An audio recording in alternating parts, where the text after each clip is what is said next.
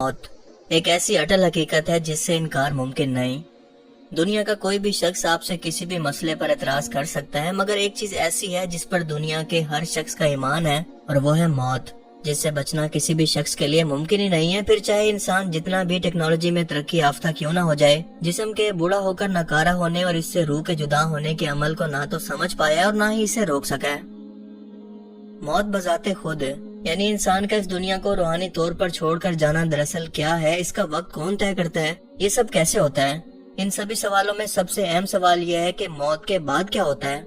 क्या मरने के बाद भी वाकई कोई ऐसी रूहानी दुनिया वाकई में मौजूद है जहाँ पर इंसान का ये शऊर या साइंस की जबान में कॉन्शियसनेस और मजहब के मुताबिक रूह मुंतकिल होती है, जहाँ पर जन्नत और जहन्नुम जैसी अलग अलग दुनियाएं इंसान के अमाल के मुताबिक हमेशा इसके मुंतजिर हैं?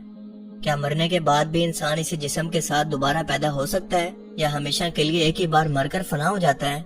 चले इन तमाम सवालों को एक ही लाइन के अंदर सम कर लेते हैं कि मैं कैसे मान लूं कि मौत के बाद भी जिंदगी का कोई वजूद है, क्योंकि कभी भी कोई मुर्दा मरकर ये सब बताने के लिए दुनिया में वापस नहीं आया। क्या होगा अगर ये सब इंसान के खुद ज़हनी तस्वुरात हों और असल में इसका पैदा होना और मर जाना एक कुदरती अमल हो, बिल्कुल ऐसा जैसे जानवरों के साथ होता है, और ये मर कर फना हो जाता है, मिट्टी में मिल जाता है, इसका कोई निशान बाकी नहीं रहता, जैसे कभी दुनिया में आया ही नहीं था, और इसकी जगह इसकी औलाद ले लेती है, और ये सिलसिला बिल्कुल यूं ही चलता रहता है। मैं कैसे मान लूं कि मुझे बरोज़े क़यामत जिंदा करके जिंदगी का हिसाब मुझसे लिया जाएगा? ये ऐसे सवाल हैं जो कि गैर मुस्लिम तो क्या खुद मुसलमानों के ज़हनों में भी कभी न कभी उठते रहते हैं, लेकिन वो खुद पर कुफ्र के फतवों के डर की वजह से ये सवाल करने से घबराते हैं, जबकि इनका जवाब जानना इनका फर्ज है। देखें, पहली बात तो ये है कि दुनिया और आखिरत इंसान की दो अलग अलग मंजिलें हैं। अगर एक स्टूडेंट को पेपर से पहले ही इसका रिजल्ट बता दिया जाए तो क्या ये पेपर लेने की कोई जरूरत भला बाकी रह जाती है? क्या ये उसके साथ मजाक नहीं होगा? मगर ये आखिरत का इम्तिहान है जो कि अगर इंसान पर वाजे हो जाए तो गैर मुस्लिम भी ईमान ले आएंगे अल्लाह ताला की जात को अपनी आंखों के सामने देखकर, लेकिन तब ये ईमान लाना भला किस काम का? और दूसरी बात ये कि अगर आखिरत का मंजर मिसाल के तौर पर कब्र का अजाब भी इंसानों को एक झलक की सूरत में दिखा दिया जाए तो इंसानों की क्या हालत होगी? इसके बारे में नबी करीम सल्लल्लाहु अलैहि वसल्लम की एक हदीस मुबारका है कि आप सल्लल्लाहु अलैहि वसल्लम ने अपने सहाबा कराम से फरमाया कि मैंने सोचा कि अल्लाह से दुआ करूं कि तुम्हें अजाब कब्र की झलक दिखा दे, लेकिन फिर मुझे डर हुआ कि तुम लोग खौफ के मारे अपने मुर्दों को दफनाना छोड़ दोगे।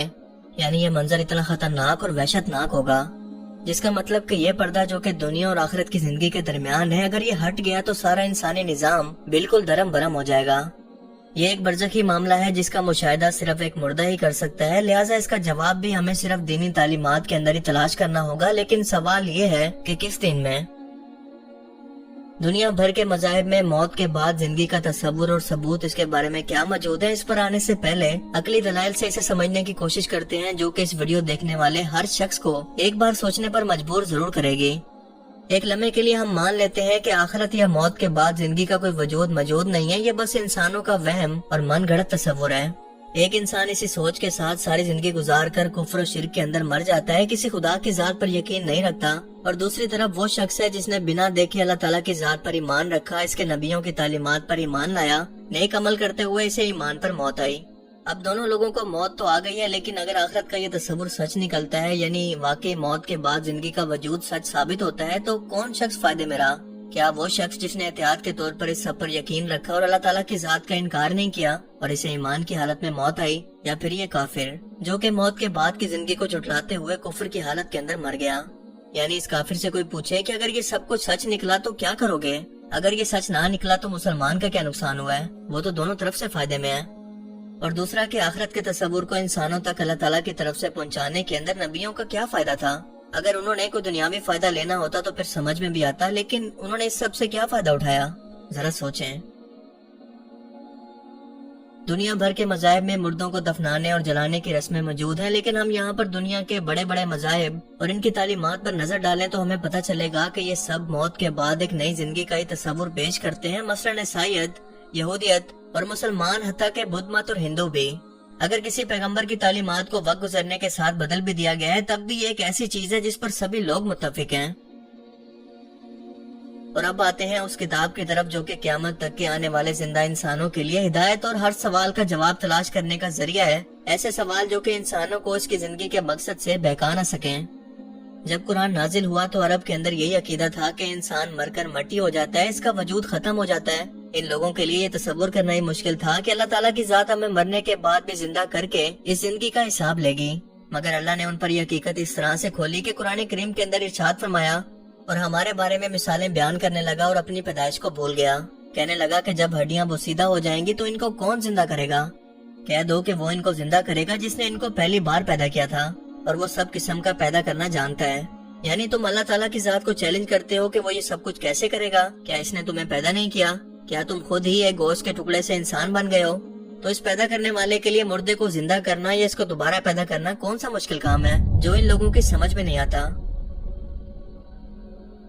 پھر فرمایا کہ کیا انسان یہ خیال کرتا ہے کہ ہم اس کی بکھری ہوئی ہڈیوں کو اکٹھا نہیں کریں گے؟ ضرور کریں گے، اور ہم اس بات پر قادر ہیں کہ اس کی پور پور درست کر دیں۔ کیا آپ جانتے ہیں کہ اس پور پور سے کیا مراد ہے؟ انسانی جسم کی انگلیوں میں لکیریں تب ظاہر ہونے لگتی ہیں جب انسان ماں کے پیٹ کے اندر چوتھے مہینے کے اندر پہنچتا ہے۔ یہ گوشت پر بننا شروع ہوتی ہیں اور ان لہروں کو بھی پیغامات ڈی این اے ہی دیتا ہے، مگر حیرت کی بات یہ ہے کہ یہ پڑھنے والی لکیریں کسی صورت بھی اس بچے کے آبا و اجداد اور باقی پوری دنیا پر موجود انسانوں سے نہیں ملتی، یعنی بالکل ڈیفرنٹ ہوتی ہیں۔ حیرانگی کی انتہا تو اس بات پر ختم ہو جاتی ہے کہ اگر جلنے یا زخم لگنے سے یا کسی اور وجہ کی بنیاد پر انگلیوں پر موجود یہ فنگر پرنٹ کسی طرح سے مٹ جائے تو دوبارہ سے بالکل اسی طرح کی لکیریں جیسے بالکل پہلے سے موجود تھی، بالکل ویسے ہی ایک نقشے کی طرح بننا شروع ہو جاتی ہیں۔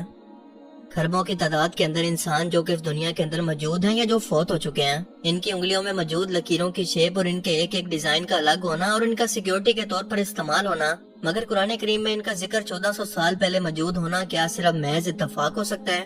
جنہیں انگلیوں کے پور پور کہہ کر بیان کیا گیا ہے کہ میں ان کو بھی قیامت کے دن درست کروں گا۔ پھر ایک اور آیت مبارکہ کے اندر آخرت کی زندگی کا ثبوت کچھ اس طرح سے بیان کیا گیا ہے کہ کیا انسان یہ خیال کرتا ہے کہ یوں ہی چھوڑ دیا جائے گا؟ کیا اس خالق کو اس بات پر قدرت نہیں کہ مردوں کو زندہ کر دے؟ پھر فرمایا کہ کافرو تم خدا سے کیوں کر منکر ہو سکتے ہو جس حال میں کہ تم بے جان تھے تو اس نے تم کو جان بخشی، پھر وہی تم کو مارتا ہے، پھر وہی تم کو زندہ کرے گا، پھر تم اسی کی طرف لوٹ کر جاؤ گے۔ عرب کے لوگ سائنس سے زیادہ واقف نہیں تھے، وہ ڈی این اے اور انسان کی پیدائش کے مرحلوں کو بھی نہیں سمجھتے تھے، لہٰذا ان کے لیے تصور کرنا بہت ہی مشکل تھا کہ پہلے جو وہ سمجھتے تھے کہ صرف ٹائم ہی ہمیں موت دیتا ہے جو کہ قدرتی عمل ہے اور انسان مر کر اس کی ہڈیاں مٹی کے اندر مل جاتی ہیں اور انسان کا وہ سب کچھ جو کہ ختم ہو چکا ہوتا ہے اس کی ہڈیاں ایک بار پھر سے اکٹھا ہو کر اللہ تعالیٰ پھر سے انسان کو زندہ کیسے کرے گا، یہ سب کچھ کیسے ہوگا؟ لہٰذا اللہ نے انہیں سمجھانے کے لیے مثال دی کہ جس نے تمہیں پہلی بار پیدا کیا کیا وہ تمہیں دوبارہ پیدا نہیں کر سکتا؟ یہ تو اس کے لیے زیادہ آسان ہے کہ تمہیں دوسری بار پیدا کرے۔ اور فرمایا کہ دیکھو اس بنجر زمین کو، یہ بالکل خشک ہے، اس پر موت جیسی کیفیت ہے، اس میں زندگی نہیں ہے، اور اللہ کیسے آسمان سے بارش برساتا ہے جو کہ تمہارے بس میں نہیں ہے، اور وہ بیج اور زمین مل کر اس بنجر زمین پر سبزے اور ہریالی کی صورت کے اندر زندگی لے کر آتی ہے، اس پر غور کرو۔ کیا اس پر یقین کرنا آسان ہے؟ بالکل اسی طرح سے دنیا کے ہر ایک انسان کو اور تمہیں قیامت کے روز اللہ تعالیٰ زندہ کرے گا اور تم اس کے سامنے پیش ہوگے۔ آج ڈی این اے کے اندر موجود انفارمیشن سے انسان ایک کلون یا کسی جاندار کی کاپی اپنے ہاتھوں سے تیار کر رہے ہیں، لیکن یہی پڑھا لکھا انسان یہ ماننے کے لیے تیار نہیں ہے اور مرنے کے بعد خود کے زندہ ہونے پر سوال اٹھا رہا ہے۔ اور یہ سب کچھ بھی اللہ تعالیٰ کی مرضی سے ہی ہو رہا ہے، جیسے عربوں کو زمین کی مثال دی گئی، یا ڈی این اے اور کلوننگ آج کے انسانوں کے لیے مثال ہے کہ اللہ تعالیٰ یہ سب کچھ کیسے کرے گا۔ جیسا کہ وہ قرآن کریم کے اندر فرماتا ہے کہ ہم انسان کو اپنی خود کی جان کے اندر اور کائنات کے اندر ایسی ایسی نشانیاں دکھائیں گے کہ وہ بے اختیار کہہ اٹھے گا کہ بے شک اللہ حق ہے۔ اور ان سب نشانیوں کو دیکھ کر اب بھی کوئی شخص اگر ایمان نہ لائے تو ہم صرف اسے متکبر ہی کہہ سکتے ہیں، جو اپنے گھمنڈ اور انا کی وجہ سے حقائق کو اپنے سامنے دیکھ کر بھی اس سے نظریں چراتا ہو۔ اللہ تعالیٰ ہمیں سمجھنے کی اور نیک عمل کرنے کی توفیق عطا فرمائے، آمین۔